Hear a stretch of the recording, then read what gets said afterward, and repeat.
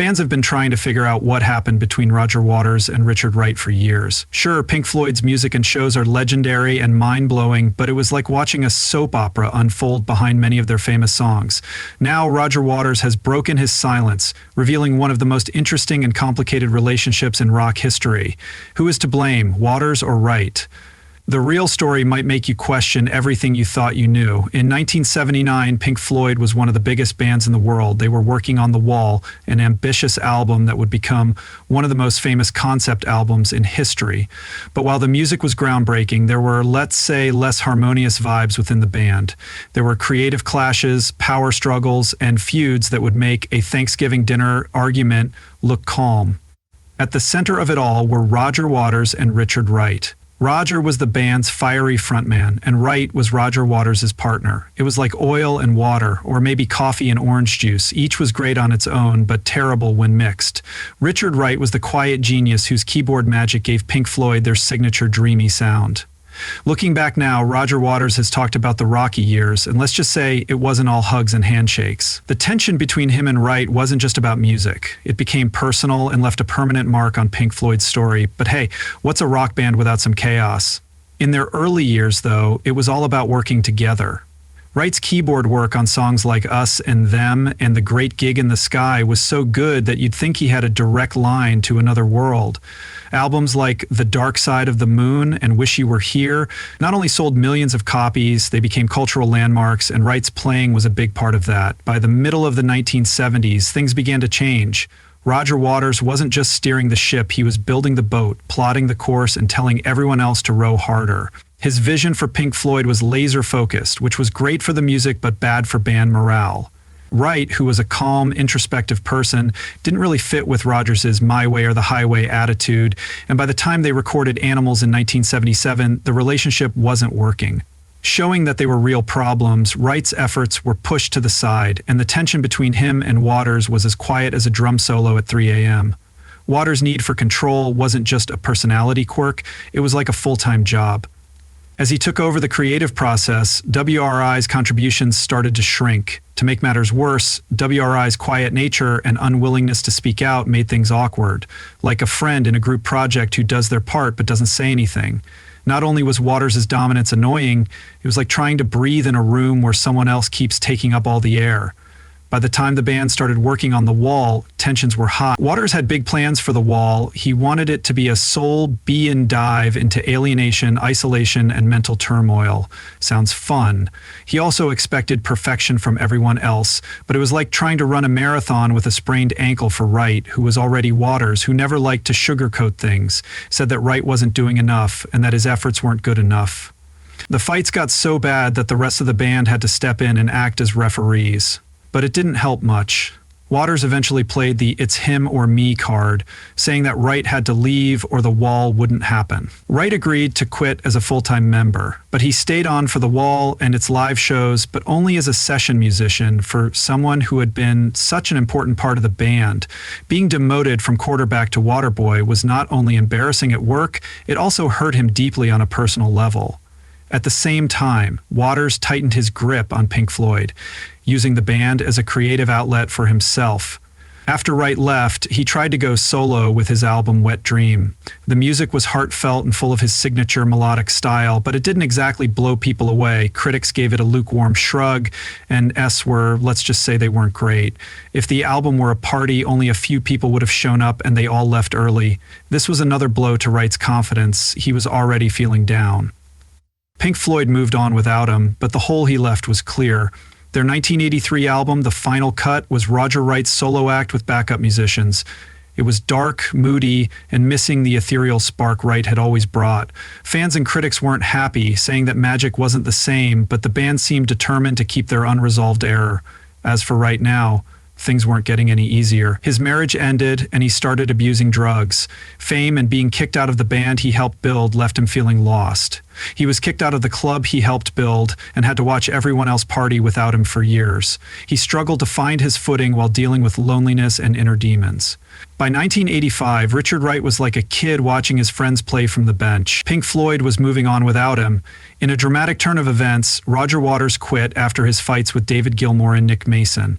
It was like Family Feud, where the loudest sibling storms out. Waters' departure shook things up, leaving Gilmore to take over as the de facto leader. And guess what?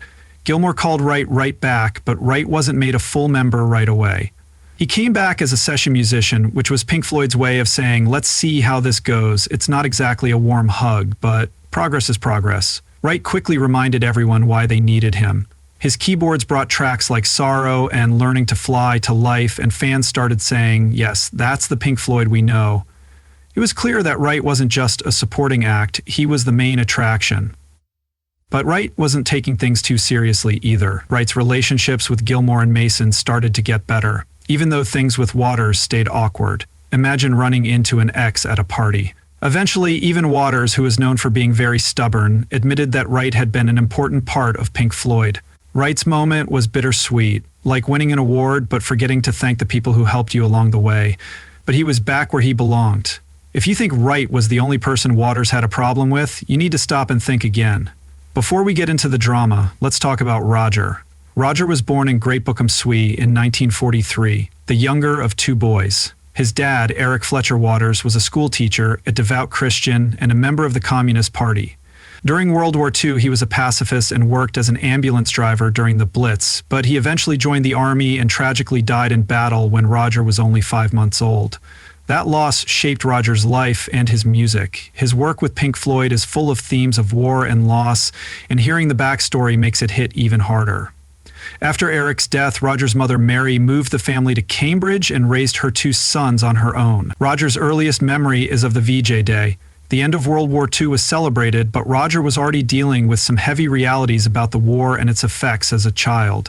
He went to Moley Memorial Junior School and Cambridge High School for Boys, where he met Syd Barrett, who would later become Pink Floyd's original lead singer, and David Gilmour, who lived nearby but went to a different school. Before anyone knew it, the universe was setting up the ultimate rock band reunion.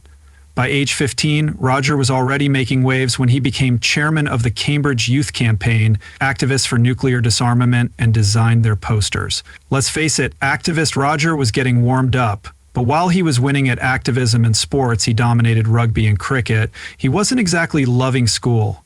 He called it oppressive and said that teachers were bullies. The only thing he liked about it was the sports. In 1962, Roger moved to London to study architecture at Regent Street Polytechnic. What a huge plot twist. Aptitude tests said he'd be good at it. He even thought about becoming a mechanic.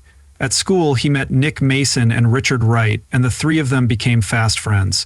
By 1963, Roger and Nick had had enough of school and decided to focus on music. They moved into a flat together and started jamming with Richard. They called themselves Sigma 6 and played at private parties, but when some band members quit, they brought in Syd Barrett and Bob Close, with Roger switching to bass. The band tried out a bunch of names, including the Abdabs, Leonard's Lodgers, and the T-Set. Inspired by blues musicians Pink Anderson and Floyd Council, Pink Floyd was on fire in 1967 with Syd Barrett leading the way. Their debut album, The Piper at the Gates of Dawn, was a masterpiece, but Syd's mental health started to decline, and his erratic behavior made it impossible for him to keep going.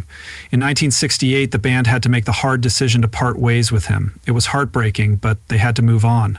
Pink Floyd started a new chapter with a new manager and a renewed commitment to music. History shows that they didn't just survive, they thrived. The rest is rock legend.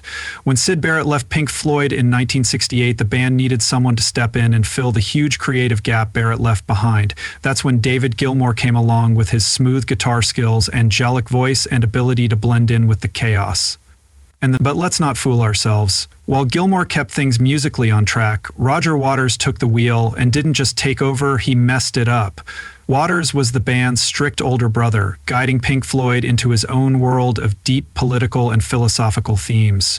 Forget Barrett's psychedelic and whimsical vibes, Waters had bigger problems to deal with in 1970. He even worked with Ron Geesin to make music from the body, a soundtrack that included real body sounds, so your stomach growling could have been on the album. It was weird, it was wild, and it showed Waters wasn't afraid to try new things or make people feel uncomfortable. By the mid-1970s, Waters was in charge. He wrote most of the songs, he sang the songs, wrote the lyrics, and even shared the mic with Gilmour and Richard Wright. Then came The Dark Side of the Moon in 1973, which was a huge hit. It stayed on the Billboard charts for an amazing 736 weeks, or 14 years. It sold over 40 million copies and still moves thousands of copies every week. Waters was so proud of it that he played it for his wife, and when she started crying, he probably thought he got it right. Losing his father in World War I left a mark on him. From Corporal CLE to The Final Cut, his music often asked, "Why is the world so messed up?" At the same time, we were all grooving to the songs and thinking, man, this is deep. Then came The Wall. If The Dark Side of the Moon was a game changer, The Wall was the mic drop. It came out in 1979 and was inspired by Waters' struggles with loneliness, abandonment, and a deep desire to tell the world, "Leave me alone." Displaying pure extremist views, leering fork, or scratching someone's eye, Ruby wrote this, which eventually got completed into all Lost and Found stage at the Whitney World St. Louis. It became one of the best-sellered albums of all time. They built a stage wall and tore it down during the performance, which sounds cool, but did you know that Waters didn't perform with Pink Floyd again until Live 8 in 2005? Things were tense when they released The Final Cut in 1983. Waters was leading Pink Floyd by himself, while Gilmour and the others were more like unpaid interns.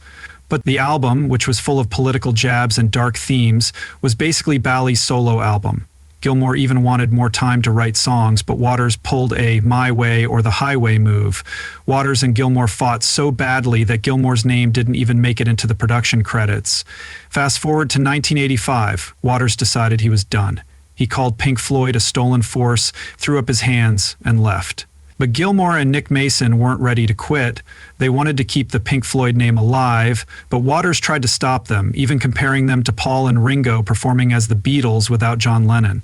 After years of fighting, they finally came to an agreement in 1987. Waters kept the rights to The Wall.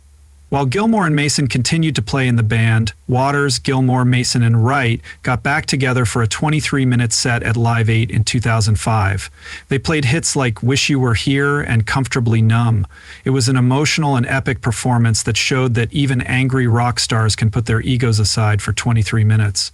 After leaving Pink Floyd, Waters started working on solo projects. His first album, The Pros and Cons of Hitchhiking 1984, was a quirky, introspective look at love and freedom. Many people loved the album, while others thought Waters had lost his mind. He took the album on tour, combining new songs with Pink Floyd classics, but ticket sales were so bad that he might have thought about hitchhiking himself. The album eventually went gold, so it doesn't matter if you love or hate Roger Waters or think he's a little too intense. Let's be honest, would we still be talking about them with all the drama today? Probably not.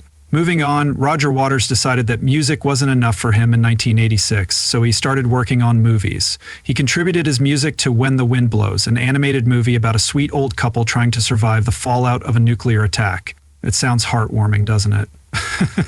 For the soundtrack, he put together a band with the silly name The Bleeding Heart Band. Then, in 1987, Waters released his second solo album, Radio KAOS, which told the crazy story of Billy, a mute man from a struggling Welsh mining town who picks up radio waves in his head. Journey was just a normal story about learning how to talk to a radio DJ, packing global computers, and pretending there was a nuclear attack to shock everyone. After releasing the album, Waters went on tour and turned Radio KOs into a full-on stage spectacle. Speaking of spectacles, one of his most jaw-dropping concerts happened between Potsdamer Platz and the Brandenburg Gate, where 200,000 people rocked out live while a billion more watched it on TV. Not bad for a guy who was basically throwing a big charity event.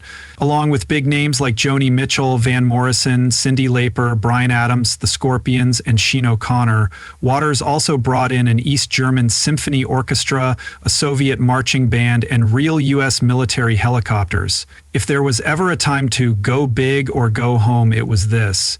Even though some of his old Pink Floyd bandmates weren't there, the concert was a huge success, and Waters even put out a double album of the show, which went gold. Roger Waters' song Hello, I Love You was in the sci-fi movie The Last Mimsy in March 2007. He said it was a perfect fit for the movie's themes of good versus evil and the power of innocence, basically deep philosophical stuff that makes you feel everything. A year later, in 2008, Waters performed at the famous Coachella Festival in California. He was also supposed to headline Live Earth in Mumbai, but the terrorist attacks in the city canceled the show. Not exactly the vibe they were going for when they had to cancel a concert, but Waters didn't slow down. His The Wall live tour was a huge success, making more money than any solo artist tour by 2013.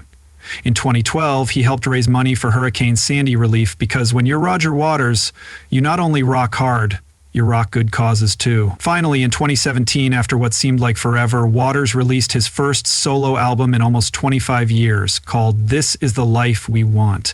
The album was produced by Nigel Godrich. Roger worked magic with Radiohead and brought back the classic Waters sound that we all know and love. That same year, he went on the road with the US Plus Them tour, playing Pink Floyd classics and solo songs to keep fans rocking and thinking at the same time. Roger was still pushing the limits of his creativity. He lent his voice to a version of Igor Stravinsky's The Soldier's Tale, and even joined Nick Mason's band for a one-off show. Then it was 2020, and Roger's This Is Not a Drill tour was delayed during the small global pandemic. Roger's tour was supposed to end right before the presidential election, but it was pushed back to 2022. When it finally did start, it was a huge hit across North America, and he took it to Europe in 2023. The tour wasn't just about music, though. Roger used it to make some serious political and social comments. While everyone else was binge-watching Netflix and trying to survive on sourdough bread, Waters was writing a book about his life. In December 2022, he surprised fans with the Lockdown Sessions, an EP with new versions of his most popular songs from both his solo career and his time with Pink Floyd. But the real treat came in 2023 when Roger released a reimagined version of The Dark Side of the Moon for the album's 50th anniversary. This new version, called Dark Side of the Moon Redux, took out the guitar solos and added spoken word sections. It's basically the same as the original, but with a bit more Roger Watts' wisdom added. In October 2023, he played this version on the road, playing 2 special shows at the London Palladium. These weren't just concerts, they were a chance for Waters to talk about everything from Julian Assange's situation to readings from his unpublished memoir. It was like a mix between a concert lecture and therapy session. So Roger Waters is still rocking, still thinking big, and keeping us all on our toes with his music and ideas. The man's not slowing down anytime soon, and let's be honest, he probably never will.